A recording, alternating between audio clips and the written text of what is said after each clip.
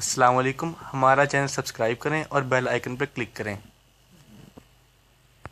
ایک مہاجر وہ بھی ہے جس نے نبی علیہ السلام کے ہمراہ ہجرت کی۔ مہاجرین سبھی ہے، عثمان مہاجر ہے، یہ بلال مہاجر ہے، صہیب مہاجر ہے، خبیب مہاجر ہے، علی رضی اللہ تعالیٰ عنہ مجمعین، یہ سب مہاجر ہیں جتنے مسلمان ہوئے تھے۔ لیکن ان میں ایک مسلمان وہ نبی علیہ السلام سے پوچھتا ہے حضور اجازت؟ آپ فرماتے ہیں نہیں، اجازت ہے، صحیح بخاری کے الفاظ ہے الا رسلک، ٹھہر جاؤ ابو بکر، ٹھہر جاؤ، فإنی ارجو ان یؤذن لی، مجھے امید ہے کہ اللہ اجازت دے دے گا، ابھی گویا مجھے بھی جانے کی اجازت نہیں ہے۔ اور ایک روایت میں الفاظ یہ ہے لا تعجل لعل اللہ یجعل لک صاحبک، ابو بکر جلدی نہ کرو، شاید اللہ ذوالجلال تیرا کوئی ساتھی بنا دے۔ چھٹی لے رہے ہو، اجازت لے رہے ہو، رخصت لے رہے ہو، جلدی نہ کرو، اللہ تیرا ساتھی بنا دے گا، اکیلے نہ جاؤ، جائیں گے تو دو جنے جاؤ، دو ساتھی جاؤ۔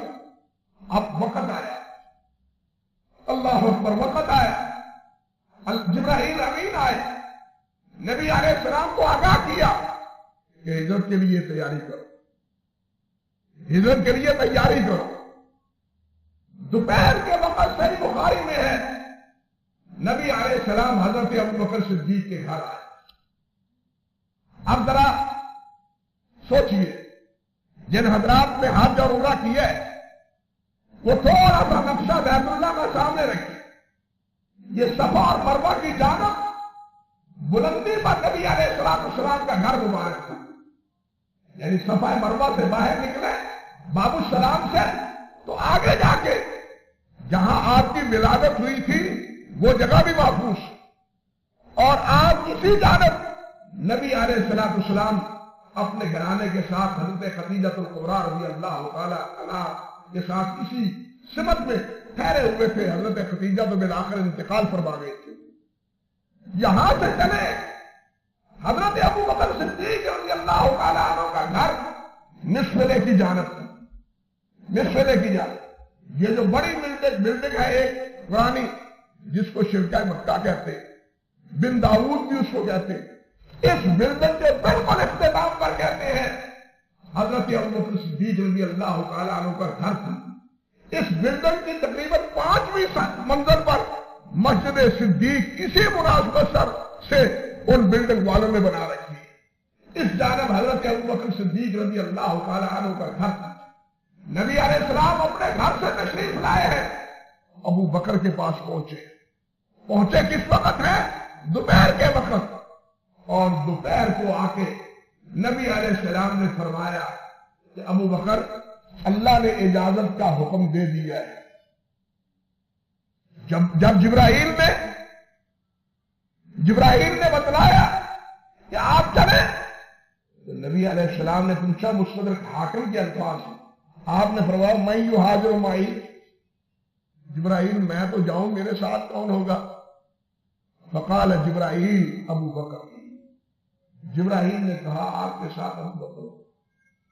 نبی علیہ السلام ابو بکر کے گھر گئے، گھر جا کے حضرت ابو بکر کو اس بات کی اطلاع دی، اور قربان جائیں ابو بکر پر بھی رضی اللہ تعالی عنہ، جنہوں نے پہلے سے سامان تیار کر رکھا۔ دو اونٹنیاں وہ سمجھتے تھے کہ جو اجازت نہیں مل رہی اس کے تہ مرتے میں پس منظر میں کچھ بات ہے، انہوں نے 2 اونٹنیاں تیار کر رکھی تھی، ایک اپنے لیے، ایک نبی کریم صلی اللہ علیہ وسلم کے لیے۔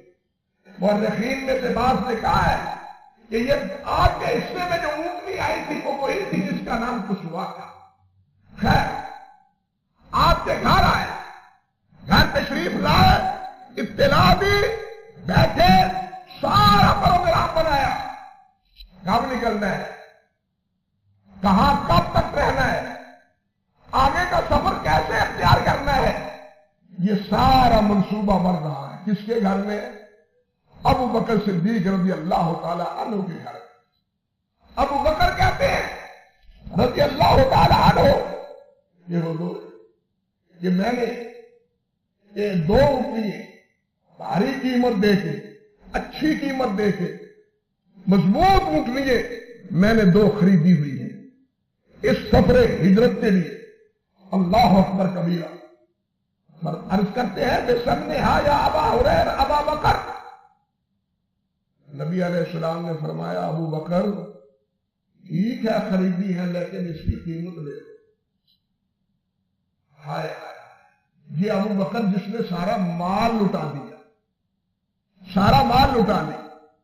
ابو بکر سے کہا جاتا ہے, فرمایا جاتا ہے کہ اس کی قیمت لے لو, لیکن ابو بکر لینے کے لیے آمادہ نہیں ہے. کسی نے کیا خوب کہا ہے, دل بھی توئی دل بر بھی توئی دیت توئی دکھ تیرا نین پرین حیاتی توئی ایک حرف نہیں بچ میرا. میرا کیا ہے, میرا سب کچھ آپ کے لیے قربان ہے. عرض کرتے ہیں فقال بسمنہا ان شئت. اگر آپ چاہتے ہیں, آپ کا اصرار ہی ہے تو ٹھیک ہے. لکھا ہے حافظ نے بھی فضل باری نے کہ یہ آپ نے کیوں فرمایا, اس لیے کہ ہجرت اللہ کے قربت کا ذریعہ ہے. بات سمجھے, ہجرت اللہ کے قرب کا کیا ہے, ذریعہ ہے. اور اسی قربت کو نبی علیہ السلام اپنے پیسے سے ادا کرنا چاہتے تھے, کسی کے پیسے کا احسان نہیں لینا چاہتے تھے. نبی علیہ السلام کا مقصد یہ تھا کہ میری یہ قربت کا ذریعہ, یہ عبادت, یہ خالص اللہ کے لیے ہو اور میں اپنے خرچ پر خود دوں. ابو بکر صدیق رضی اللہ تعالی عنہ کی روش یا ان کی قربانی یا ان کی خدمات وہ اپنی جگہ پلانے کو گئے. نبی علیہ السلام لوٹ گئے, رات ہوئی, رات کو اپنے بستر پر نبی کریم صلی اللہ علیہ وسلم نے حضرت علی رضی اللہ تعالی عنہ کو سلا دیا اور یہ بتلا بھی دیا کہ علی اللہ تیری حفاظت فرمائے گا. ادھر مشرکین مکہ دارالندوہ میں دن کو پروگرام بنا رہے ہیں. دیکھیے رب کی قدرت, دیکھیے ان کی مکاری یہ ہے کہ آج رات محمد کو ختم کر دینا ہے صلی اللہ علیہ وسلم. رات کا فیصلہ کیا ہے کہ آج رات محمد کو بچا کے مدینہ طیبہ روانہ کر دینا ہے. اب ہوا کیا, وہ سارے ایک ایک فرد مکے کے تمام قبائل کا ان کے پروگرام کے مطابق ایک ایک نوجوان آ کے دروازے سے کھڑا ہو جاتا ہے کہ صبح کے وقت جو ہی محمد نکلے صلی اللہ علیہ وسلم بیک بار حملہ کر دینا تاکہ پتہ نہ چلے کہ کس کے ہاتھوں محمد قتل ہوئے ہیں, شہید ہوئے ہیں.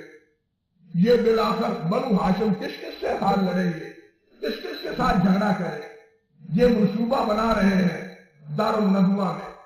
وہاں جہاں ان کی میٹنگ ہوتی تھی, پارلیمنٹ کہہ لیجیے ان کا کفار کا, یہ دارالندوہ ان کا یوں سمجھیے کہ جس طرف اللہ آپ کا بھلا کرے یہ بیت اللہ کا دروازہ اور اس کے آگے جو کونا ہے اس کونے سے سامنے کی جانب ان کا دارالندوہ تھا. وہاں بیٹھ کے وہ فیصلے کیا کرتے تھے اپنے شہریوں کے بارے میں بھی اور اپنے بارے میں بھی.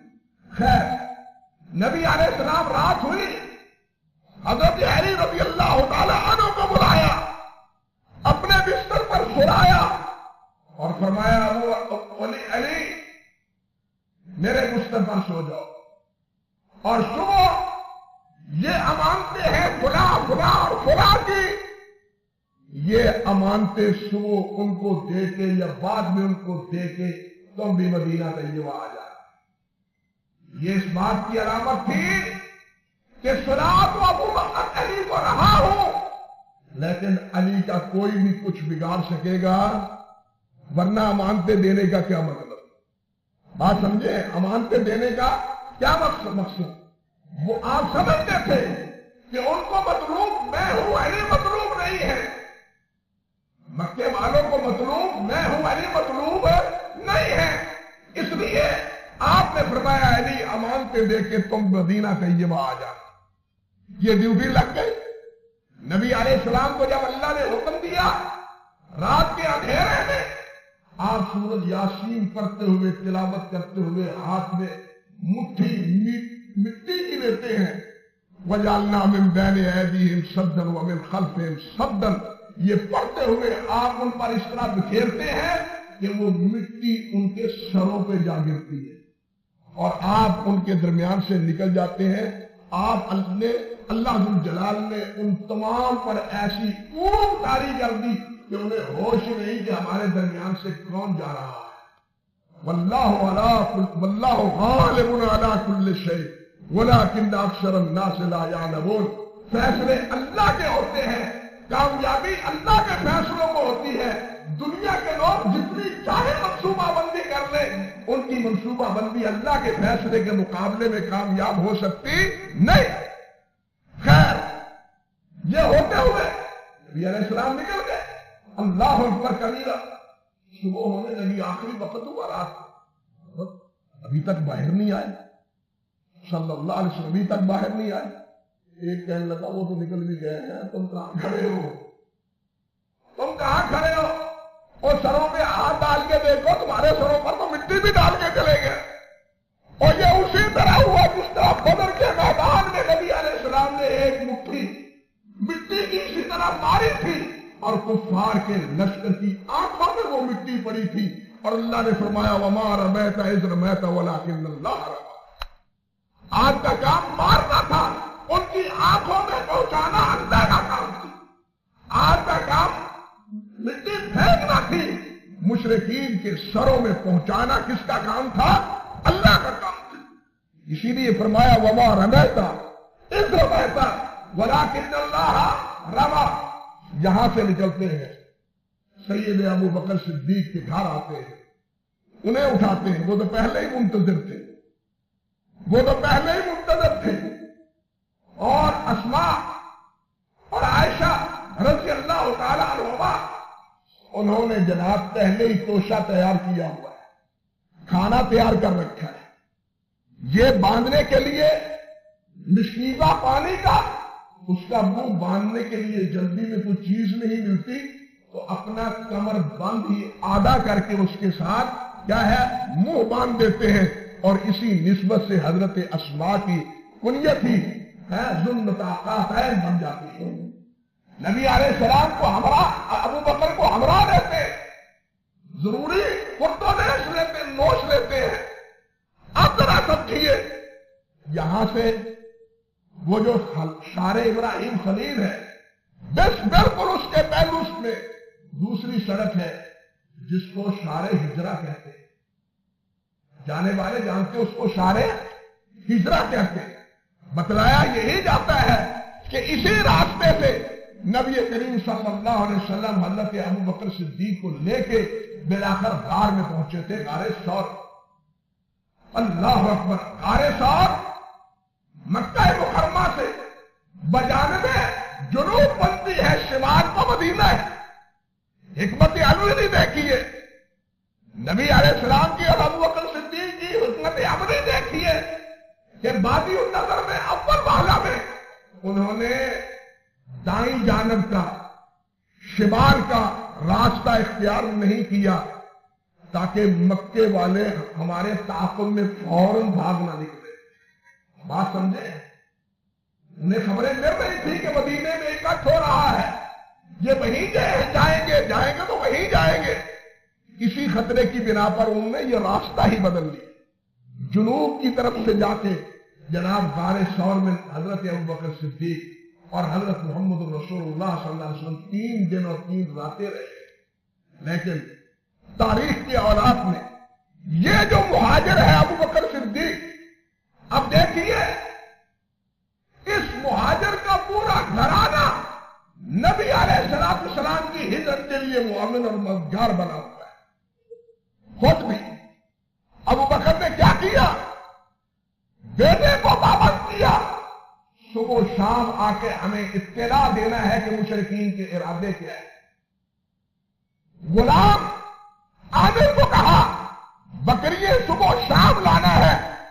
ہمیں دودھ دھو کے غار میں پہنچانا ہے۔ عبداللہ بن اریقط جو ایک راستوں میں سے آگاہ فرق تھا، پیسے دے کے ان کو پابند کر دیا کہ فلاں دن وہاں پہنچنا ہے، فلاں جگہ پہنچنا ہے، وہاں ہمیں لے کے مدینہ طیبہ جانا ہے۔ یہ ساری منصوبہ بندی کس کی ہے؟ ابو بکر صدیق رضی اللہ تعالی عنہ کی ہے۔ گھر میں کھانا کس کے تیار ہو رہا ہے؟ ابو بکر صدیق رضی اللہ تعالی عنہ کے گھر میں تیار ہو رہا ہے۔ اب اطلاع ابو بکر کو نبی علیہ السلام نے دی ہے۔ یہ ابو بکر کے ساتھ حضرت محمد رسول اللہ کی جگانگت اور موافقت کی ایک واضح دلیل۔ اللہ اکبر کبیرہ۔ اب پہاڑ کے طرف جاتے ہیں اور یہ پہاڑی غار ثور غار حرا سے بھی اونچی۔ اہل مکہ بتلاتے ہیں کہ مکے کی سب سے اونچی پہاڑیوں میں یہ ثور کی پہاڑی شمار ہوتی ہے، غار ثور کی پہاڑی۔ ابو بکر سفر میں، رات کے سفر میں کبھی آگے جاتے، کبھی پیچھے بڑھتے، کبھی دائیں جانب چلتے، کبھی بائیں جانب چلتے۔ نبی علیہ السلام فرماتے ہیں ابو بکر یہ کیا، یہ کیا؟ عرض کرتے ہیں حضور صرف اس لیے کہ کہیں کوئی دشمن آگے پیچھے دائیں بائیں چھپا ہوا نہ ہو، آپ کی محافظت کے لیے میں کبھی آگے جاتا ہوں، کبھی پیچھے کا رخ کرتا ہوں، کبھی دائیں طرف بھاگتا ہوں، کبھی بائیں طرف بھاگتا ہوں۔ اسی تگودار میں دامنے کونے پہنچتے ہیں اور رات کے اندھیرے میں نبی علیہ السلام کے پاؤں مبارک کو زخمی محسوس کرتے ہیں تو آپ کو کندھے پہ بٹھا لیتے ہیں۔ ابو بکر کہاں بٹھا لیتے ہیں؟ کندھے پہ۔ یہاں حملہ حیدری کا شیعہ مورخ وہ کہتے ہیں تم رفتن بچتے بدامان دشت قدوم فلک سایہ مجروح گشت ولیزی حدیثت جائے شگفت، ولیزی حدیثت جائے شگفت۔ کہتا ہے کہ جب چند قدم نبی علیہ السلام بڑھے آپ کے زخم قدمی ہوئے، اور پھر کیا ہے وہ قدم جو کبھی افلاک پر جاتے تھے، معراج کا اشارہ ہے، افلاک پر آسمان پر تھے، وہ جب پتھروں کے ساتھ ٹکرائے تو وہ کیا ہوئے؟ مجروح ہوئے۔ کہتا ہے ولیزی حدیثت جائے شگفت، جہاں بات کہنے کی ہے کہ درکش چنا چنا قوت آیت پدید کہ بارے نبوت توانت کشی، یہاں بات سوچنے کی ہے کہ ابو بکر جو خود نہیں وہ نزار ہے، کمزور ہے، نبی علیہ السلام سے صرف 2.5 سال چھوٹا ہے اور دبلا پتلا ہے، جسیم نہیں، اس ابو بکر نے بارے نبوت اٹھا کے 3 میل کی مسافت غار کی طے کس طرح کر دی؟ حیران کن بات تو یہ ہے۔ اور پھر اس غار میں چھپے حضرت ابو بکر صدیق 3 دن۔ او لوگ ساتھیوں ایمانداری سے بتلاؤ کہ 3 دنوں اور 3 راتوں میں یا محبوب رب العالمین تھے یا ابو بکر صدیق تھے، تیسرا تو درمیان میں تھا ہی کوئی نہیں۔ کتنی ریجھوں سے، کتنی محبتوں سے، کتنی چاہتوں سے نبی علیہ السلام کا دیدار کیا ہوگا اور آپ کی خدمت کی ہوگی۔ گھرانہ تو سارا خدمت میں لگا ہوا ہے۔ ابو بکر صدیق رضی اللہ تعالیٰ عنہ نے اپنے آپ کو 3 دن اور 3 راتیں میں جو خدمت کے لیے وقف کیا ہے، یہ اعزاز وہ ہے جو کسی بھی صحابی کی رسید میں نہیں آیا، کسی بھی صحابی کے رسید میں نہیں آیا، منفرد ہیں اس اعزاز۔ اور وہ مشرکین مکہ یہ تعاقب کرتے ہوئے پیچھے آتے ہیں، حتیٰ کہ غار کے منہ پر آتے ہیں اور یہ ان کے نیچے پڑے ہوئے قدم دیکھ رہے ہیں۔ ابو بکر کہتے ہیں حضور پکڑے گئے، تعاقب کرنے والے پہنچ گئے، فرمانے لگے ابو بکر لا تحزن لا تحزن۔ قرآن نے کیا کہا؟ ثانی اثنین اذ ہما فی الغار اذ یقول لصاحبہ لا تحزن ان اللہ معنا۔ غم نہ کھاؤ، غم نہ کھاؤ، حوصلہ نہ چھوڑو، دل برداشتہ نہ ہو، ہمارا رب ہمارا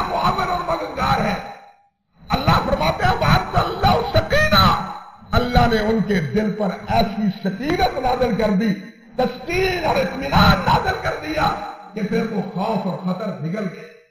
ابو بکر کہتے ہیں رضی اللہ تعالی عنہ کہ اس وقت ہی نہیں نکلا، کہتے ہیں اللہ کی قسم اس وقت سے لے کے موت تک میرے اوپر کبھی خوف اور خطرہ آیا ہی نہیں۔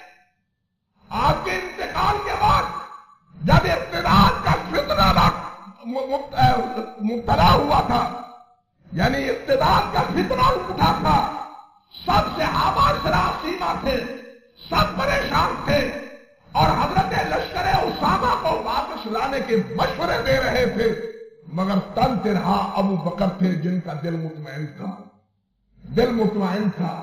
وہ کہتے تھے نہیں، جس جھنڈے کو محمد رسول اللہ نے اپنے دستے مبارک سے باندھا ہے، ابو بکر اس جھنڈے کو اپنے ہاتھ سے کھولنے کا مجاز نہیں ہے، کبھی خوف نہیں، کبھی خطرہ نہیں۔ اور یہ ثانی اثنین، یہ دوسرے کی نسبت ایسی ہوئی زندگی بھر ہی ساتھ نہیں رہی، فوت ہونے کے بعد مزار میں بھی ثانی اثنین، مزار میں بھی پہلے آپ دفن ہوتے ہیں، وہیں پڑوس میں دوسرے دفن ہونے والے کون ہیں؟ بل اتفاق کوئی بھائی کا لال انکار نہیں کرتا، یہ ثانی ہے، یہ ثانی ہے جس کو قرآن نے ثانی اثنین کہا ہے۔ یہ دوسرے ہیں۔ بدر میں عریش کے بعد جب نبی علیہ السلام ہاتھ پھیلا کے رب ذوالجلال سے دعا کر رہے ہیں رات کو، تو وہاں عریش میں ثانی کون ہے؟ وہ ابو بکر صدیق ہے رضی اللہ تعالی عنہ۔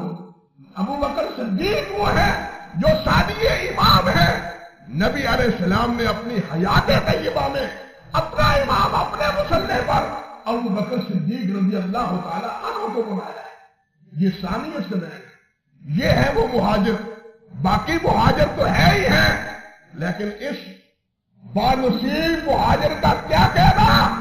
اور جس نے ہجرت کی تو محمد رسول اللہ کے ہمراہ کی، جس نے ہجرت کی تو تنہا ابو بکر نے نہیں بلکہ نبی کی خدمت میں پورا گھرانہ لگا ہوا ہے، جس نے اپنا مال بھی، اپنی اولاد بھی، اپنا نوکر بھی نبی کریم صلی اللہ علیہ وسلم کی خدمت میں مصروف کر دیا۔ ایمانداری سے بتلائیے کہ ایسے مہاجر کے بارے میں جب قرآن کہتا ہے اولئک ھم الصادقون، اب اس پر لب کشائی کرنے والے جھوٹے ہیں یا نہیں ہیں؟ یقیناً وہ جھوٹے۔ اللہ ان جھوٹوں سے ہمیں خبردار رکھے، صحابہ کرام کے مقام اور مرتبے کو سمجھنے کی توفیق دے۔ یہ تو مختصر داستان ہے مہاجرین کی، اگلی آیت ہے انصار کے بارے میں۔